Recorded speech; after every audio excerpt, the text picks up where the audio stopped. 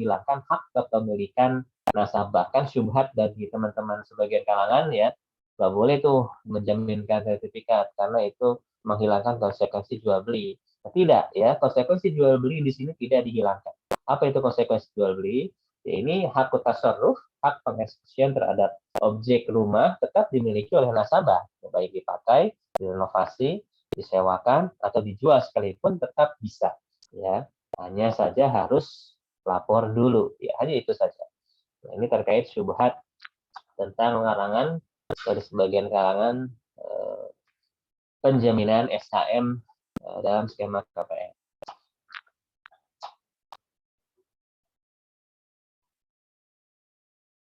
Kemudian terkait ini ya, sedikit lagi.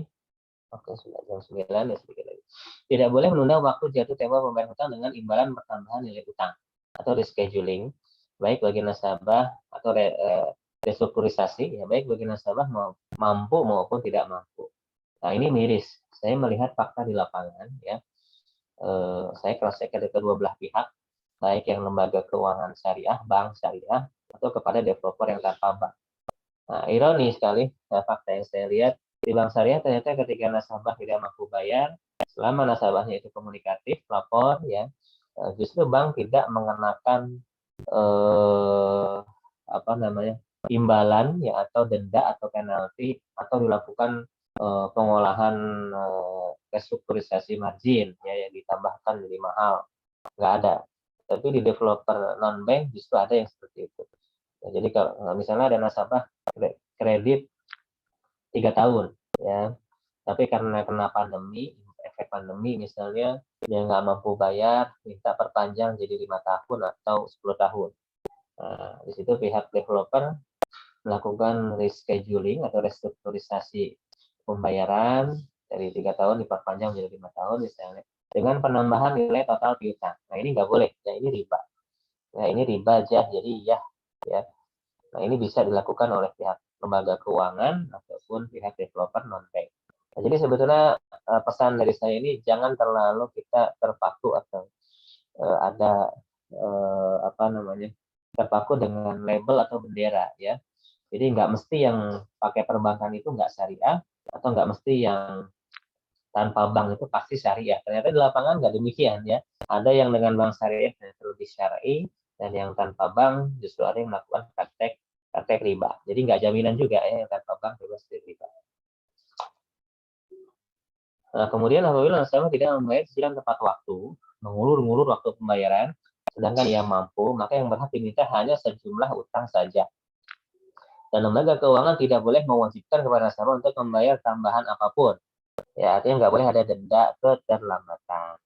Alhamdulillah di lembaga keuangan syariah di Indonesia sudah banyak bank syariah yang mengaplikasikan yang tidak ada pengenaan denda keterlambatan. Ya, baik nasabah yang sengaja nggak bayar ataupun nasabah yang memang tidak membayar karena uzur, ya. Ini sebagian bank syariah tidak mengenakan denda. Meskipun ya ada sebagian bank syariah yang masih mengenakan denda, ya, tapi bukan denda yang dimaksud dengan riba jahiliyah sesuai definisi riba jahiliyah oleh para ulama salaf, ya. Jadi definisi riba jahiliyah itu adalah sesuai yang dikatakan oleh Imam Qatadah, anna riba jahiliyah an yabi'a rajul al-bai' ila ajalin musamma fa idza halal ajal wa lam yakun inda sahibihi qada'un zada wa akhara anhu. Sesungguhnya yang dimaksud dengan riba jahiliyah adalah seseorang melakukan jual beli barang secara tidak tunai atau kredit ya, atau tempo. Nah, ketika jatuh tempo pembayaran, pihak debitur tidak mampu untuk membayar, tidak ada maaf anhu. Ditambahkan nilai piutang atau denda atau penalti, kemudian diperpanjang masa pembayaran. Ini dimaksud dengan riba jahiliyah. Nah, sedangkan denda yang ada di bank syariah itu kaidahnya seperti ini. Jadi selama ini kita terdoktrin oleh penjelasan mainstream ya, bahwasanya apa namanya, denda itu mutlak haram ya. Masalahnya di Indonesia ini kosakata denda ya itu bermacam-macam. Yang paling kontras itu di denda BPJS ya bahasanya denda, tapi hakikatnya bukan denda. Ya, kalau kita lihat teknis peraturan pemerintah tentang BPJS, ya, nah, di situ bukan denda yang dimaksudkan denda riba jahiliyah, tapi di situ adalah pemberian fasilitas yang tidak di-cover secara keseluruhan. Ya, jadi yang harusnya nasabah di-cover 100%, tapi karena dia nggak bayar-bayar, maka dia diminta membayarkan sekian puluh persen dari nilai invoice, bukan dari jumlah hari keterlambatan. Nah, nanti bisa kita di sini bukan sedang membahas BPJS ya, tapi ini sebagai contoh saja bahwasanya tidak semua kosakata denda dalam akad-akad perbankan dan akad-akad kontemporer itu definisinya adalah atau korelasi dengan riba jahiliyah, nggak mesti ya. Tadi contohnya denda BPJS, kemudian denda yang ada di sebagian lembaga keuangan syariah, ya itu sebetulnya berbeda dengan riba jahiliyah yang dimaksudkan oleh nas atau keterangan dari salafus salih terkait riba jahiliyah.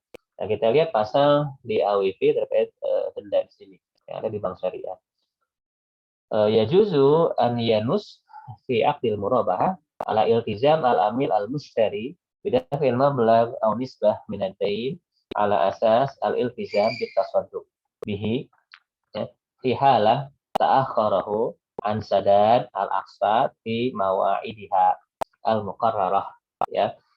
Nah, jadi dibolehkan menyepakati di dalam akad murabahah al-iltizam al-amil al-mushtari bidafil mablagh ya, binisbah menandai. Jadi nasabah diwajibkan untuk membayar sejumlah uang tertentu, sejumlah persentase nilai uang tertentu dari utang, ya atas asas al-iltizam bitasadduq. Ini pemaksaan untuk bersedekah. Nah, bahasanya di AWV itu bukan denda, tapi apa? Sifatnya al-iltizam bi at-tasadduq. Jadi pemaksaan ya artinya takzir punishment ya, pemaksaan untuk bersedekah. Kenapa? Karena uang tersebut tidak. Nah, ini ya poin pertama yang membedakan denda di bank syariah dengan riba jahiliyah adalah dari al-maqasid ya, dari maksud peruntukan denda itu. Kalau di dalam skema riba jahiliyah, denda 100% memang ditujukan untuk melipat gandakan keuntungan. Ya, kalau kita lihat tadi perkataan Imam Qatadah yang saya sebutkan, itu merupakan tafsir ya dari firman Allah di dalam surat Ali Imran ayat 130. Ya la ta'kulu riba ad'afan mudha'afah. Janganlah kalian memakan riba yang berlipat ganda. Dan di situ adalah ayat yang menegaskan kata Imam Qatadah tentang riba jahiliyah, yaitu ketika orang nggak mampu bayar ditambahkan keuntungan, ya ditambahkan denda. Nah, kalau yang di bank syariah secara maqasid ya, bukan untuk pengambilan keuntungan, ya. Dari mana kita tahu itu? Karena ini merupakan iltizam bitasadduq, bank tidak membukukan itu sebagai keuntungan, tapi langsung disalurkan kepada para fakir miskin, ya kepada fakir miskin. Jadi dari secara usul, secara maqasid, ya secara maksud denda antara riba jahiliyah dengan denda yang diterapkan oleh sebagian lembaga keuangan syariah itu berbeda. Maka nggak bisa disamakan hukumnya. Fi halat ta'akhara anis sadat al-aqsar, ketika nasabah lewat dari membayar. Nah, kemudian perbedaan yang kedua antara denda yang ada di lembaga keuangan syariah dengan denda yang dimaksudkan riba jahiliyah dalam dalil, bahwasanya riba jahiliyah itu diperuntukkan bagi semua nasabah yang tidak bayar tepat waktu, ya, atau orang yang nggak mampu bayar, ya, sesuai tadi riwayat dari Imam Qatadah ya, wah nasabah nggak mau bayar dari Depo dikenakan ditambahan keuntungan. Nah, kalau di bank syariah secara tujuan bukan untuk pengambilan keuntungan ya, tapi hanya untuk iltizam bitasadduq, pemaksaan untuk bersedekah pada fakir miskin. Kemudian yang kedua ya, peruntukan denda ini bukan untuk nasabah tidak mampu. Ya, tegas ya fatwa di SNMUI dan AWP tadi sudah kita bacakan ya di AWP juga, bahwasanya orang yang nggak mau bayar tidak boleh didenda. Nah, dan ini sudah saya konfirmasi ke notaris yang biasa rekanan dengan pihak perbankan. Saya lihat di aktanya itu karena saya sering mendampingi akad KPR ya, dengan tegas di situ ditegaskan bahwasanya tidak boleh bank mendenda nasabah yang nggak mampu bayar, ya, kan itu merupakan riba. Ya. Nah, siapa yang didenda? Ya, ini nasabah yang sebetulnya dia mampu membayar, ya, tapi dia sengaja ingin ngemplang, ya, atau tidak mau bayar utang. Nah, itu karena nggak mau bayar utang itu adalah kezaliman, matlul ghani zulmun. Ya, jadi pertama dari maqasid dendanya berbeda dengan riba jahiliyah, kemudian dari pihak yang dikenai denda juga berbeda dengan riba jahiliyah. Kalau riba jahiliyah pihak yang nggak mampu bayar dikenakan denda. Kalau di denda perbankan syariah yang dibolehkan di sebagian lembaga keuangan syariah, denda ini bukan bagi orang yang nggak mampu bayar. Ya, kalau orang yang nggak mampu bayar, maka ini nggak boleh didenda. Ya, karena itu riba. Tapi orang yang mampu bayar tapi nggak mau bayar, maka bahasanya kalau di AWP itu al-iltizam bi at-tasadduk, pemaksaan mereka untuk bersedekah. Ya itu. Nah, jadi kita dalam fikih itu luas ya. Kalau secara logika berbeda, ya nggak bisa kita sama-samain. Ya meskipun secara kosakata legalnya sama-sama denda, tapi nggak bisa kita samakan hukumnya kalau teknis di lapangan ternyata tidak sama. Ya nggak bisa kita sama-samakan hukumnya. Atau jangan digeneralisir. Ini terkait dengan denda.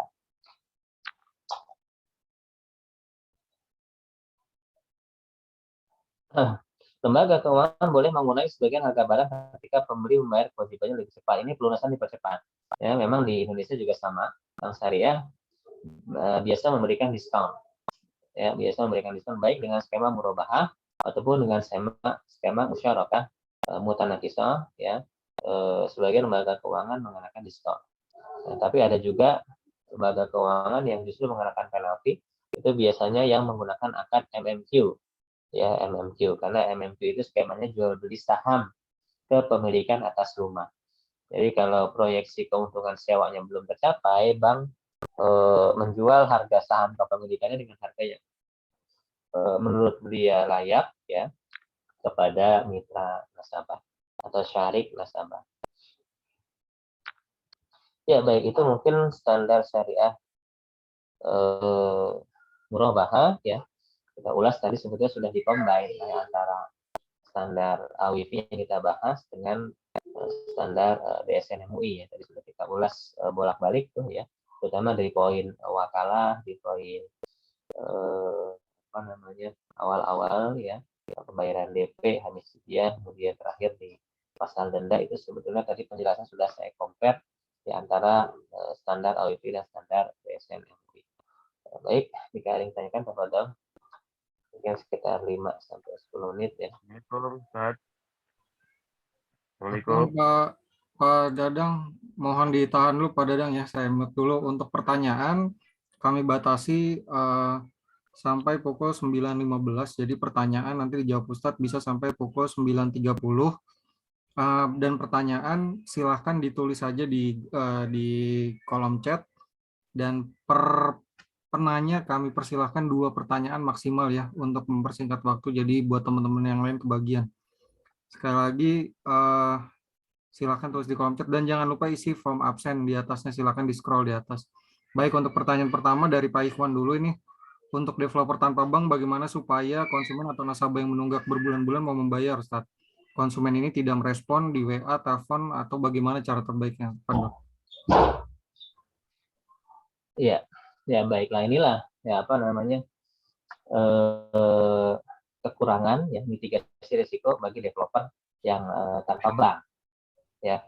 Nah, sebagian developer yang tanpa bank sebetulnya juga mengenakan skema SITA ya, skema SITA meskipun mereka tidak membahasakannya SITA. Tapi ada prakteknya, saya katakan skema itu mirip dengan skema yang ada di bank syariah, ya, yaitu ketika nasabah gagal bayar, maka objek yang ya ini SHM yang ditahan oleh developer atau ditahan di pihak ketiga sama saja ya, itu akan jadi di awal sudah ditandatangani itu kalau nasabah gagal bayar dalam akad istisnanya biasanya sekian dan sekian bulan, maka dalam hal ini nasabah menyetujui rumahnya akan dijual kembali, diwakalkan kepada developer untuk dijual kembali. Kemudian jika hasil jual tersebut, jika masih ada hak nasabah dikembalikan, sisanya untuk melunasi hutang. Biasanya seperti itu. Jadi praktek yang ada di developer non bank itu pada hakikatnya juga mengenakan SITA, ya mengenakan SITA yang sama ya dengan bangsa. Jadi ini masalah istilah aja. Jadi masalah istilah SITA ya. Sebagian masyarakat mengira SITA itu hanya ada di bank, tapi pada faktanya skema SITA yang mirip di bank syariah juga diterapkan oleh developer yang tanpa bank. Dan itu ini kan kondisinya yang antum jelaskan tuh kalau belum terjadi, ini sepertinya kalau dari pertanyaannya sudah terjadi. Jadi efektifnya seperti apa, di satu sisi kita tetap mempertahankan kesyariahan akadnya gitu.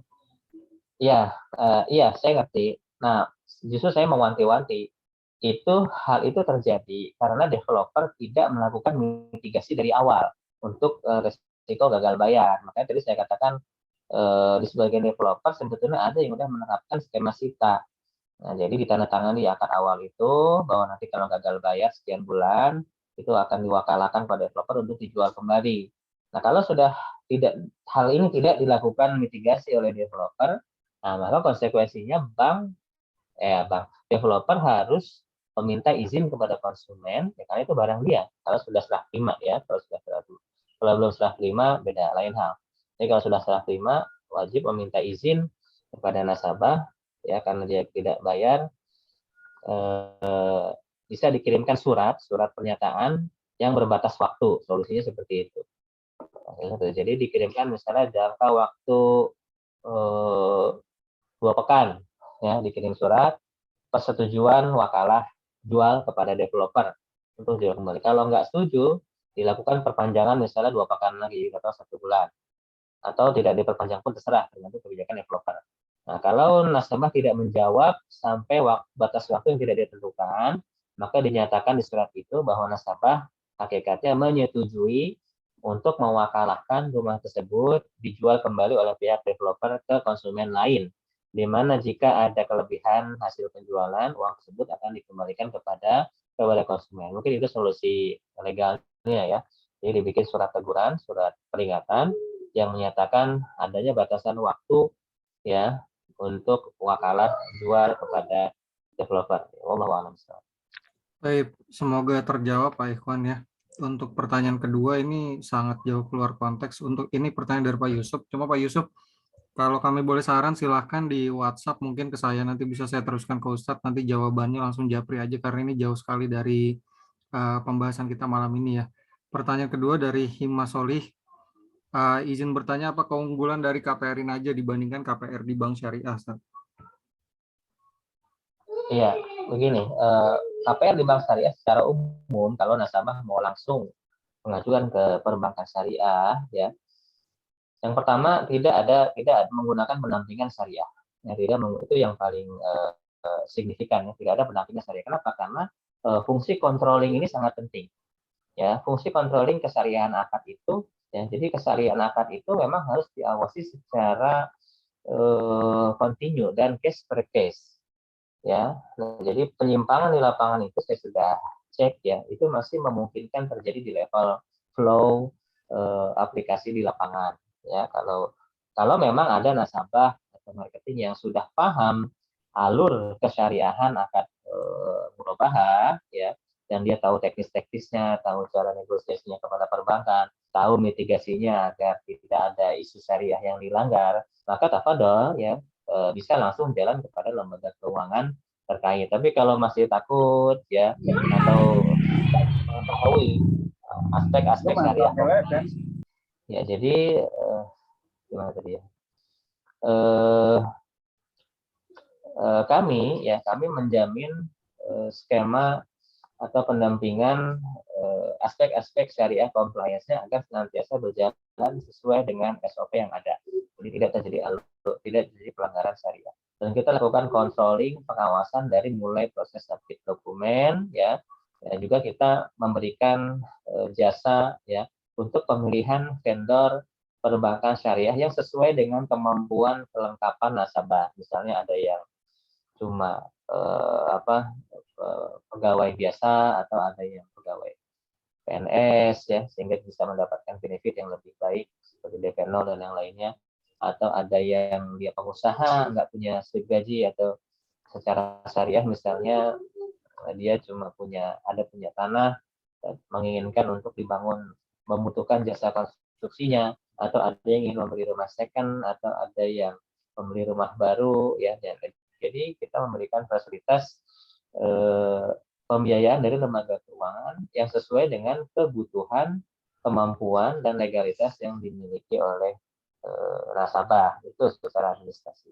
Juga kita memberikan pendampingan syariah dari mulai proses submit, pemilihan mitra perbankan, review akad-akad, ya sampai pendampingan ketika akad KPR dengan notaris. Seperti itu. Kemudian juga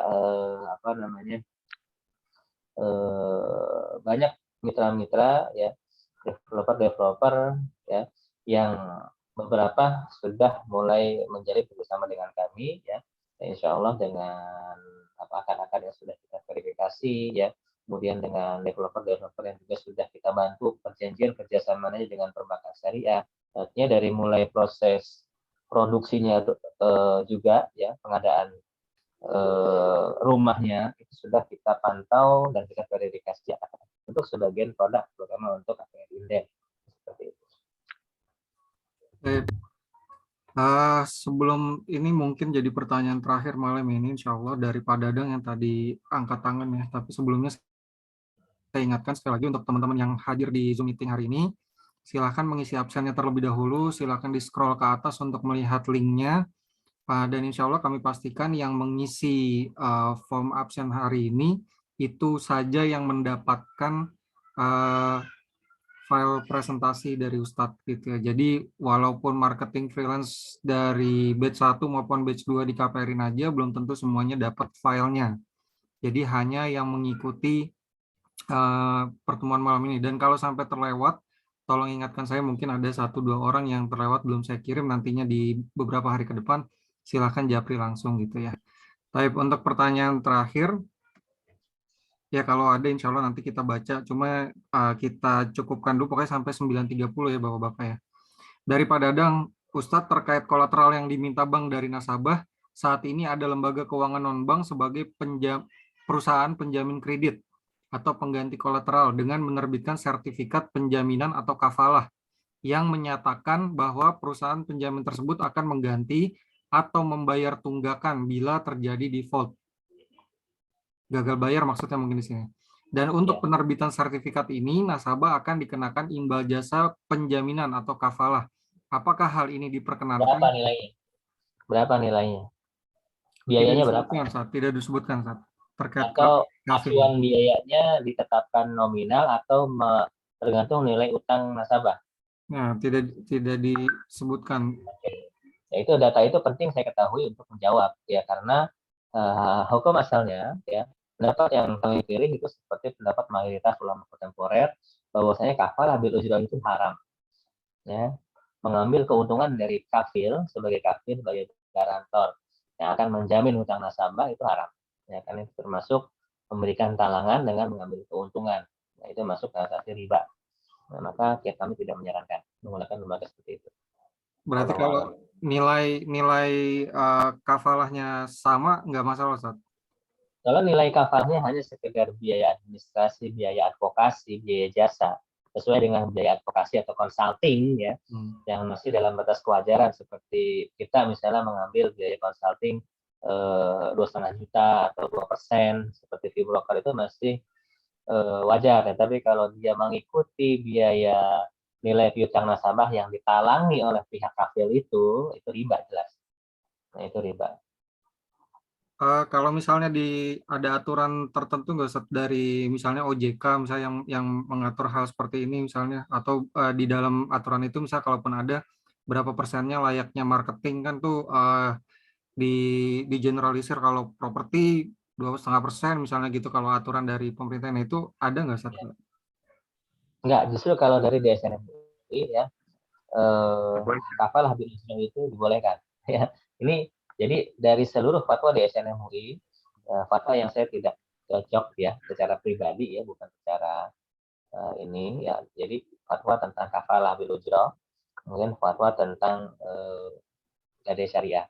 Ini dua, ini skema ini saya lebih memilih standar internasional ya ketimbang standar DSN MUI. Nah, jadi kafalah bil ujrah saya memilih pendapat yang itu merupakan riba. Karena akad hutang tidak bisa diambil keuntungan. Ya. Tidak bisa diambil keuntungan atas jasa penagihan atau jasa menalangi, nggak ada. Jasa menalangi yaitu memberikan utang kan, memberikan utang. Utang diambil keuntungan itu namanya riba. Nah, jadi kalau jasanya hanya sekedar jasa consulting, pendampingan, advokasi, bukan dari jasa menalanginya, nah itu boleh. Bedanya di mana? Bedanya kalau jasa menalangi itu ya disesuaikan dengan nilai yang talangannya. Misalnya kalau 1 miliar ya fee-nya gede, kalau cuma 1 juta ya fee-nya kecil.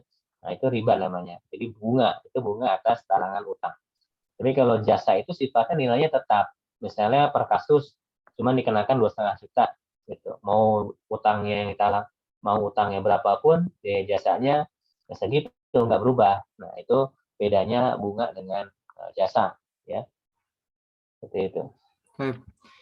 Semoga terjawab Pak Dadang ya, karena ini ada tambahan dari Pak Dadang, biayanya dari prosentase dari nilai kredit ya. Berarti Nah, seperti itu tadi jelas. dijelaskan Ustadz Iya, ya.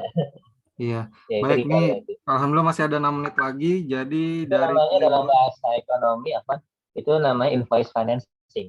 Nah, Ya, invoice financing itu nggak, kami memilih pendapat yang itu tidak boleh. baik. Ya. Terakhir dan tolong tidak bertambah lagi karena ini udah cukup nih sampai insya Allah sampai 9.30 dari Pak Ibrahim ya, Bang Ibrahim, Bang Ohim. Apakah iltizam bitasoduk itu ditentukan nilainya dan penerima sedekahnya oleh bank? Iya, Desain Bitasodok ditentukan nilainya sekian per mil. Saya lupa hitungan persisnya ya, nanti bisa dilihat di contoh akan ya. Ditentukan nilainya berapa sedekahnya, kemudian nanti penyalurannya itu nanti bank yang menentukan. Itu masuk ke dana CSR ya. Jadi nasabah yang tidak mampu, ini kan defaultnya nggak dikenakan denda ya. Bagi bank-bank yang masih mengenakan denda, defaultnya untuk nasabah yang nggak mampu itu tidak terkena denda. Cuma secara sistem saya pernah menanyakan kepada bagian syariah advisory-nya atau syariah compliance-nya, itu disistemkan ketika tanggal jatuh tempo nggak bayar itu kena auto debit di sebagian bank. Nah itu nasabah harus lapor. Teknisnya nasabah harus lapor ke bank. Nah nanti kalau memang dia benar nggak mampu bayar, itu akan dilakukan refund. Nah, di refund kembali dan tidak dikenakan denda sama sekali. Ini bagi bank yang masih ada klausul denda ya. Seperti itu. Ya.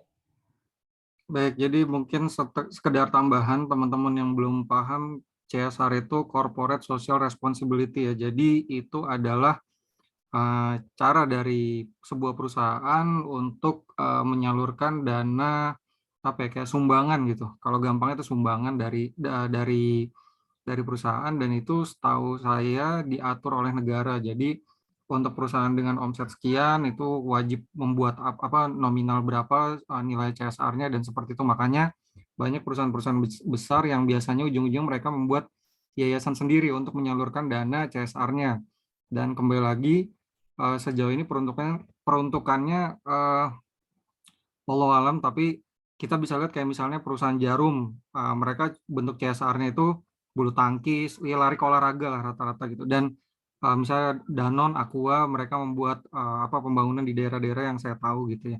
Itu contohnya. Jadi kembali ke kasus seperti ini, jadi dana CSR ini sudah ditentukan dari banknya teman-teman. Jadi karena banyak saat syubhatnya ternyata yang pernah saya dengar itu ada orang yang dia kekeh, saya udah nyumbang kok senilai yang saya ini kok masih di ini juga, ya itu hal yang berbeda karena memang faktanya ini sudah diatur. Jadi nggak seenak-enaknya mentang-mentang udah nyumbang lantas nggak dikenakan apa namanya iltizam bitasoduk tadi gitu ya, kurang lebih seperti itu. Ada tambahan lain Ustaz untuk 3 menit terakhir, mungkin pesan-pesan untuk teman-teman. Iya, mungkin pesan saya untuk para marketing ya dan para hadirin yang baik yang umum maupun yang para marketing.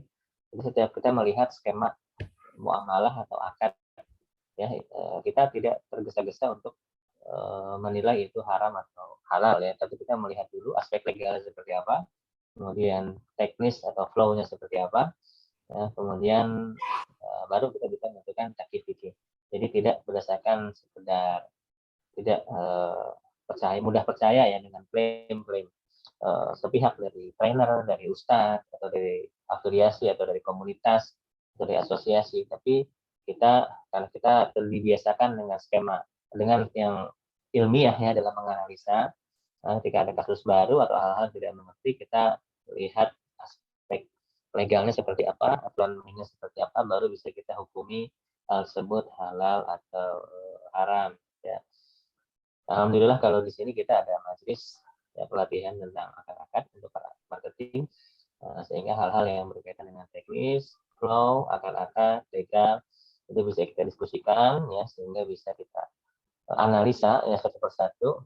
Nah tadi kan sudah kita jelaskan juga tuh, ternyata dengan bahasa yang sama, konsekuensi akad bisa berbeda. Seperti kosakata jaminan, ternyata banyak mustalahat jaminan yang tidak tepat menggunakan bahasa jaminan. Ya, ada rahan, ada doman, ada domanat, ya itu semua berbeda konsekuensi. Juga ada denda, ternyata ada denda yang sifatnya riba, ada denda yang sifatnya iltizam tasadduk, ada denda yang sifatnya pengurangan fasilitas, bukan riba. Nah, jadi dengan kosakata yang sama, ternyata di balik itu ada konsekuensi hukum yang berbeda. Nah, jadi hendaknya kita tidak mudah untuk ngegas ya, tapi dibiasakan ilmiah, kita analisa, ya kita pelajari dulu, baru kita bisa menghukumi segala sesuatu itu. Baik, Ustadz. Jazakallah khair atas materinya malam ini. Jazakumullah khair teman-teman. Untuk menyudahi pertemuan malam ini, kita tutup dengan doa kafaratul majelis. Subhanakallahumma wa bihamdika asyhadu an la ilaha illa anta astaghfiruka wa atubu ilaik. Dan sekali lagi jangan lupa belajar dan terus belajar, karena faktanya khususnya sebagai marketing KPRin aja ya teman-teman, tidak cukup dengan ilmu yang stuck di situ aja, karena faktanya praktek-praktek di lapangan juga terus berubah gitu. Baik, jazakumullah khair. Sekali lagi kesalahan dari saya pribadi, saya mohon maaf jika ada kata-kata yang kurang berkenan, dan sungguh kebenaran hanya milik Allah. Assalamualaikum warahmatullahi wabarakatuh.